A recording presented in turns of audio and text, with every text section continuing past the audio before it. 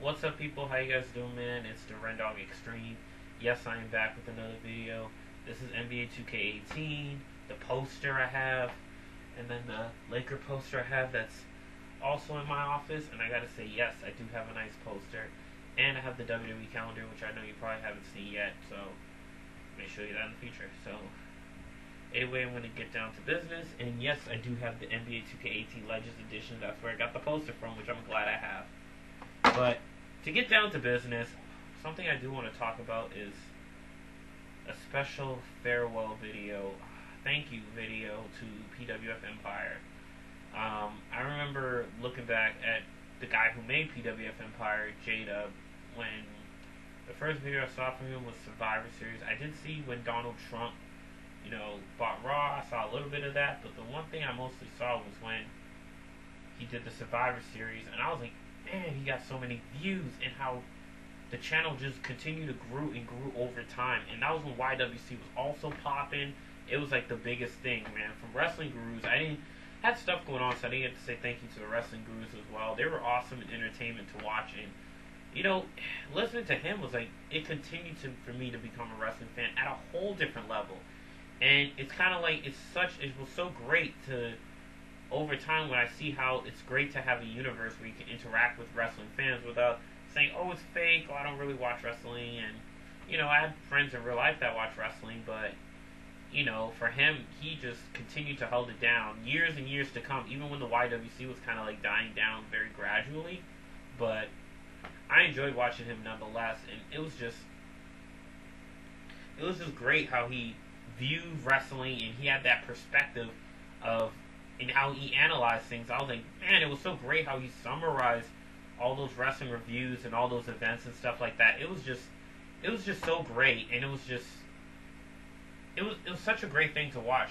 So to break it down for you, it was like, I first loved his sideshow. It was so great to watch. I mean, that did slowly die down a little bit, but that didn't mean, his shows were ending, like Pro Wrestling Talk Radio. Then slowly became the PWFEMPIRE Live podcast, and then Pro Wrestling Talk Radio, which that died down as well when they had their curtain call as well, which I thought was just completely crazy to watch. And then 2013, I felt like it was just so awesome hearing his reviews, because listen to him talk about how the Daniel Bryan versus the Authority storyline, that was like the best thing I've experienced in pro wrestling, and it had that format platform too, because basically, he broke down how, there was an obstacle that Daniel Bryan had to face, and especially the power that you're facing against, the head power and the head cornerstone of it is like, that was the challenge as well. And I thought that sold a great story as well too. So that's one thing I gotta say to that. But man, it was just great. I mean, ever since listening to J-Dub and then other YouTube videos, like J-Dub was one of the main ones to get me into making my own YouTube channels as well.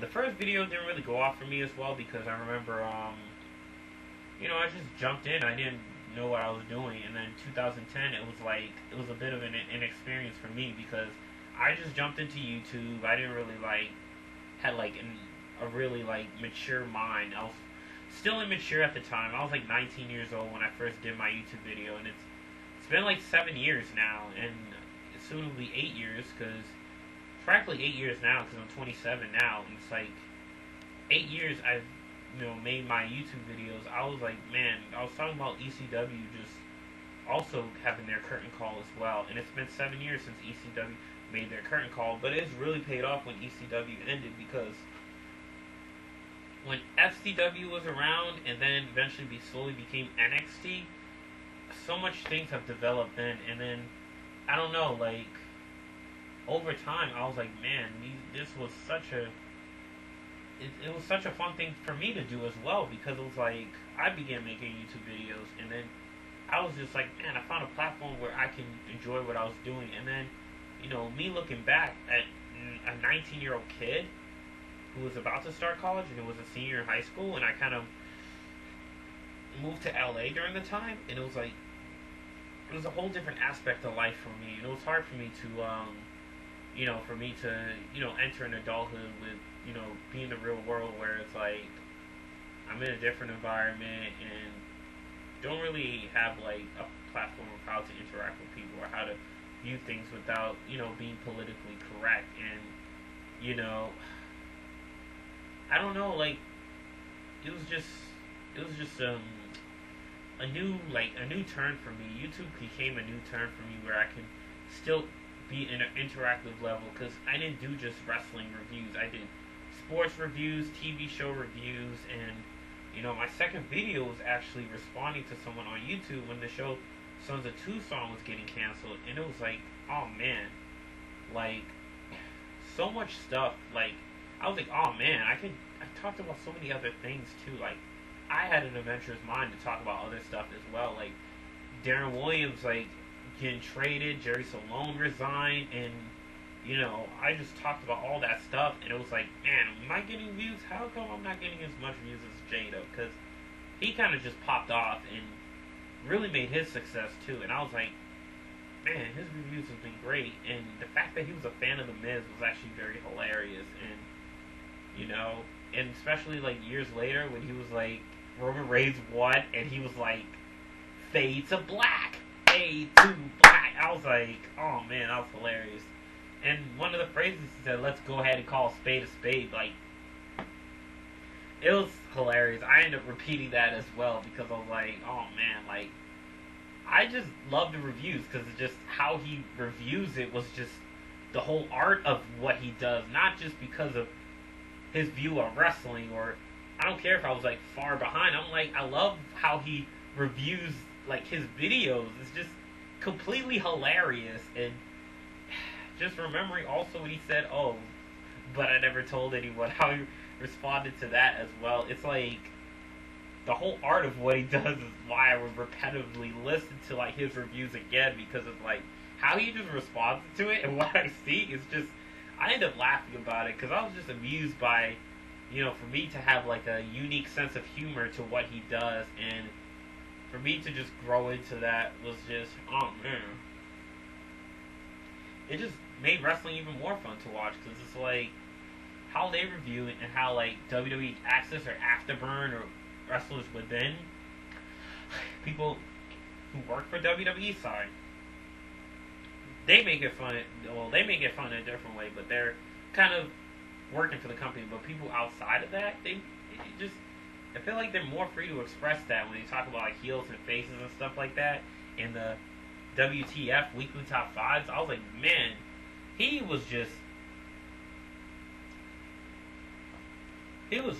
continuing to stay on a whole different level though. So, just have so much to look back at. And I was like, oh man. And then on the wrestling review, and he was like, if The Rock and John Cena shake hands at the end of WrestleMania, I'm jumping over the barricade because that just cannot happen. I was like, oh man, that's hilarious. I thought it was funny, man, because it was just funny because it's like, it was just funny because it was like,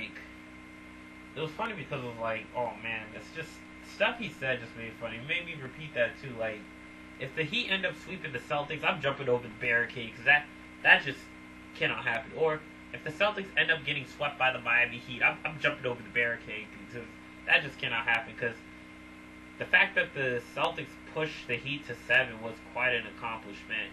And they were leading the series 2 at one point, but because LeBron James had that urgency and that fire, like, it just couldn't stop them. But, sorry to go besides the point, but I'm like, then Evan Medina was so awesome as well. I actually chat with him during the curtain call, and I'm like, because I could tell they were going on and on about, how they were interacting with each other and stuff in the past. And then I chat with Evan. I'm like, how come you're not in the curtain call? But I didn't ask him that. I was thinking that in my head. But I ended up chatting with him too, and he's so awesome to chat with. And the fact that, he made his, he makes his own reviews, but, I can see he kind of stepped off, deal with his situations, but I'll let him tell you that. I don't want to throw his business out there. But other than that, Evan Medina's really great with chat too, and I feel like you know, how he's like handling his adventurous life and how I'm handling my life is like kind of on different things, but somehow we could still have that connection. And the fact that, you know, what internet and social networks done, I made friends in other places that I probably didn't know. And yes, there could be like catfish accounts that's going on nowadays, but you know, I made some, you know, great friends too through social media as well. And I don't want to relegate myself and say, oh, social media is the only place I can go to. That's my friend. But I have a chance to do that in person as well, because there are people that live in my area that probably interact with me and try to meet in person too, because meeting them in person is even a bigger privilege.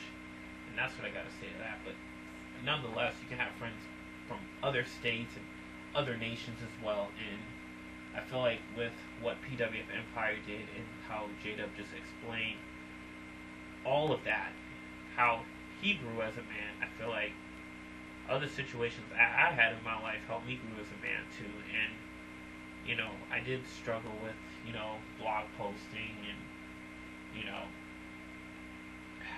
and not getting a lot of the readers I would get. But the new blog that I made now, I feel like it just went on a whole different level. And I feel like I grew as a man myself too. And I'm still working towards doing that, because there's always room for growing. You know, the venture just never ends. It doesn't end till the day you die, and I'm not saying that when I'm dead the journey's over, but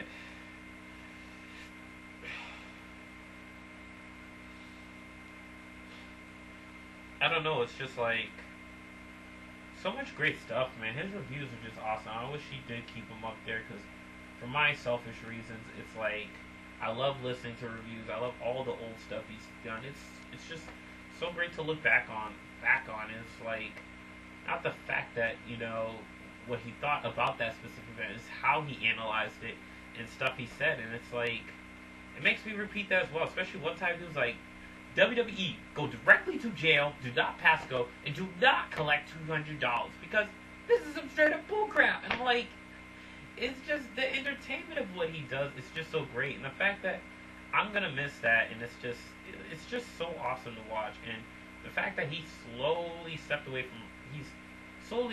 from wrestling, I don't blame him for that. And you know, I slowly understood that, okay, yeah, he has other stuff in his life going on that he's building upon, how he's grown as a man. Because yeah, he's 28 years old. He's actually older than me, and I thought I was older than. I thought he was like born '85 or something. But to find out that he is barely older than me is kind of like speaks volumes. How we both started doing WWE as teenagers, as 19-year-old kids, and the fact that I was a 19-year-old kid myself making YouTube videos as well. Yeah, he was 19. I was 19, and a little over a year after when he started YouTube videos, which I just found out, February 2010 was my first YouTube video, and I would enjoy looking back on the old YouTube videos that I made and how I developed and grew in that as well. And that's why, like, even if I decided to, you know, step away from this channel, I would still post my video games and, you know, my video game videos that I've been doing from Madden 13 and stuff, Madden 18, maybe NBA 2K18 and stuff like that, because I enjoy video games. And you know, that's a situation where I would just let out my inner child, because I enjoy video games too. That's my inner child hobbies, and I enjoy internet and certain TV shows I enjoy watching. It's just part of my inner child, and it's just like when you have that inner child, you still have the fun side of you, and then the outer adult that you have is the best part of you as well. And I know this is a long video, but there's so much stuff I have to say, and you know, hopefully people can listen to it and review it, and I gotta, you know, end it here. So thank you, PWF Empire J-Dub, for, you know, all the years you dedicated yourself to making this video. Hopefully, you know, whatever you're moving on to, whatever you plan to do, like, enjoy the adventure you have now, because life is very short, but life can be good when you make it good like you are right now. Keep making life good, keep yourself strong, stay up, stay strong, and keep pushing yourself forward, man. Enjoy your future, man. Hopefully the future goes great for you, and stay with the friends that you have, because it's so awesome how you grew up and how, you know, the life altering, that storytelling that you told us was always going to be great to listen to no matter what. Thank you guys, and have a nice day. Thank you.